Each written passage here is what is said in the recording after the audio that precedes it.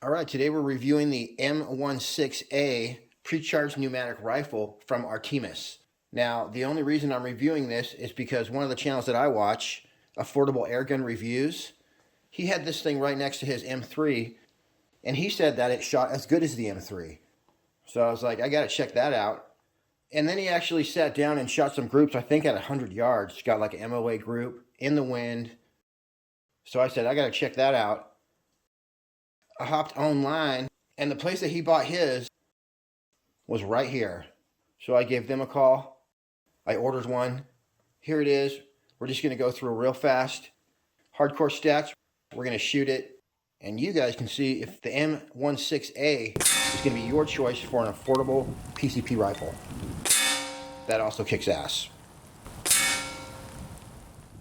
All right, this comes with a magazine or a single shot tray. It's going to hold 13 shots in 177, 11 shots in 22, and 9 shots in 25 caliber. One thing I like about it is it came with a all-metal single shot tray, so that's what I'm going to be using in this video. As far as velocity, in the 177, you can expect 900 feet per second. 22, it says 800 feet per second on the box, but it's shooting these 14.35 grain JSBs at exactly 890, which is a perfect pellet speed. And it says 700 feet per second for 25 caliber, but who knows, that could be higher, definitely. It's got a barrel length of 460 millimeters, 250 bar fill. The air cylinder is 350 cc's. It's got a 12 millimeter dovetail scope rail on top, built-in safety. So you have the pressure of your tank on the side of the gun, and you have another nanometer on the bottom, and that's your regulator pressure. Later in this video, we'll go over exactly how to adjust your regulator. It's 960 millimeters long, weighs 3.1 kilograms. And also this is a side lever, so that's always nice. Much better than a bolt action. I would definitely refer to this as a carbine length gun. It's got an overall length of just 37 inches. And with an 18-inch barrel, it's got a great balance and nice little shorty. The muzzle is threaded, but I believe they said it was 15 millimeter. So if you do want to get an LDC to quiet this baby down, they actually have them for sale, and it's under $40. It'll thread right on. Or if you already have a 1/2 UNF, just hit up Donnie FL for the $35 adapter. It's the exact same price, and you can put your 1/2 UNF on there. This gun is well balanced. Of course, it'd be even better with a carbon fiber bottle, but that's easy to upgrade. The bottle just unscrews off. I actually let my bottle get too loose. You might want to hand tighten your bottle right when you get it. I didn't really notice, but mine got loose and I was just sitting around. Sorry about that. So here's what happened. This thing was like on the floor because my cat was like having a nice nap in the sunlight. All right, not anymore. I was enjoying my coffee and we heard this psh, and I thought the burst disc blew, which was weird because it shouldn't. And it wasn't until after I changed the burst disc, which didn't need to be done, that I realized my bottle was loose. So it had unthreaded itself a teeny bit, and then it just popped the seal randomly when it was sitting on the desk there. But I just screwed it back in, the thing holds air perfectly. Before I shot the M16A, I cleaned it with Ballistol, which is safe for air gun seals, and a JL Crown Saver. I got all that junk out of the barrel so I didn't damage it. With the out-of-the-box tune, this gun's getting about 100 regulated shots per fill. So that's 100 shots going 890 feet per second. Not bad. Here's some shooting I did at 36 yards away. It was raining at the time, so I put like a rubber glove over my camera. Unfortunately, for the first 2 shots in this group, the glove blew over the lens. So the first 2 shots are going to be on scope camera. But this right here is my very first group after sighting in 36 yards. Go right next to it. Slipped on the trigger, baby.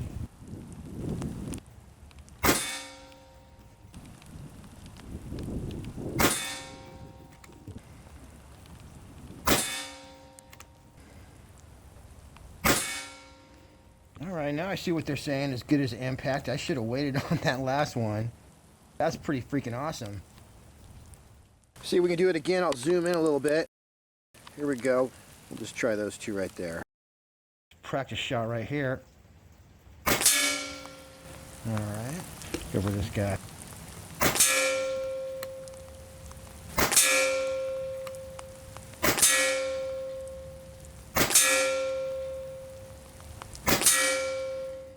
Pretty awesome. Let's do 10.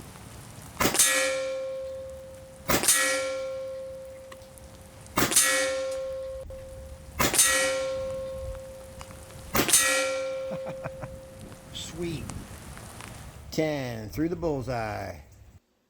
So that's about as good as accuracy as you're going to find. Definitely no flyers.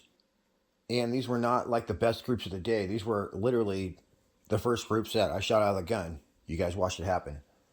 So I wanted a little more practice at 36 yards. I decided to shoot some of my still targets real fast. And then after that, we're going to do some 50-yard target shooting. All right, my camera down there is going to run out, so I got to do this pretty fast. I know the T-Rex is first. Right in the nose, right where I was aiming. With a bent pellet, too. I'm going to shoot him in the air. Oh my gosh, I shot that dude's ear clean off. Take care of these guys back here. Go for the ear shot again. Oh, guy's not going down without a headshot. Oh, he's not going down either way. So, we got a lot more to worry about. Ear shot.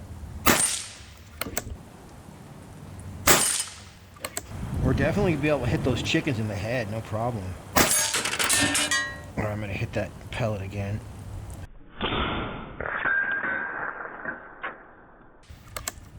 Headshot.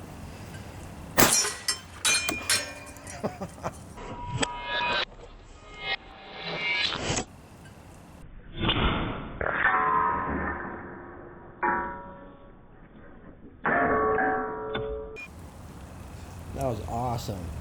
Alright, I don't want to knock those chickens over. Yeah, so let me just go. Oh, total headshot. I'm going to shoot him in the head from the back. Craziness. Alright, I don't think that guy's going to go down. And my camera's going to run out if I don't shoot the rest of these guys and get down there. Headshot. Oh, that one went down.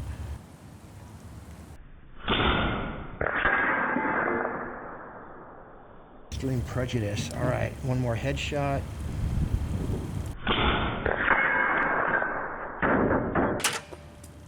Alright, so I think I am going to hit Sasquatch. Yeah, he's not going anywhere.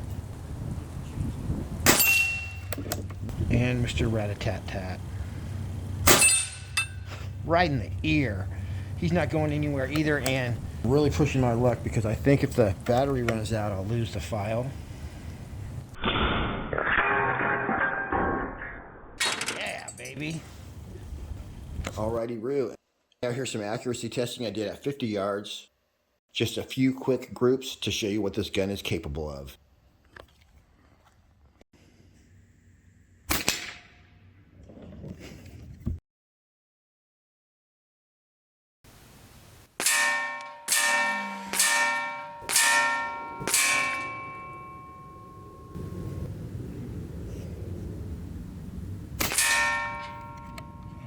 Got it.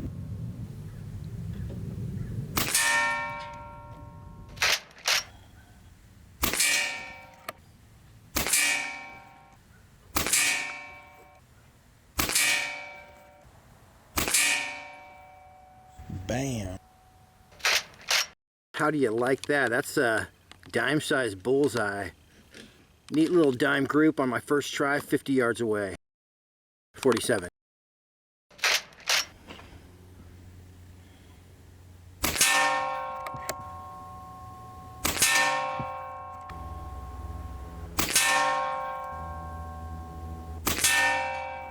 Darn, that was me. Because I wasn't in the groove, I freaking... Watch this. Right through the hole, baby. If you shoot perfect, the gun will shoot perfect. Just put it that way. That was a trigger slip. On that shot, I was thinking about whether the camera was recording, which is not what I should have done. Now, if I was just thinking about the bullseye, like this, much better shot.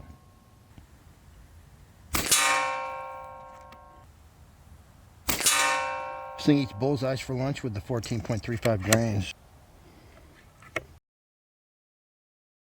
Bullseye killer at 50 yards. Too bad I wasn't shooting a little better today. I know you guys are probably like, Nate, where do you get your dimes?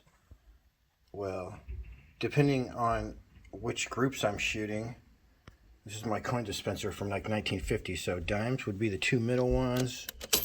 Just hit that right there. Pick out a shiny one. There we go. Put the rest back in the top there. Ooh. This one wants to get gambled. Then we come over here by the air tank and that elephant with the girl. This is from 1936 World's Fair. It's called the Extraordinaire. This is the smoothest of all my machines.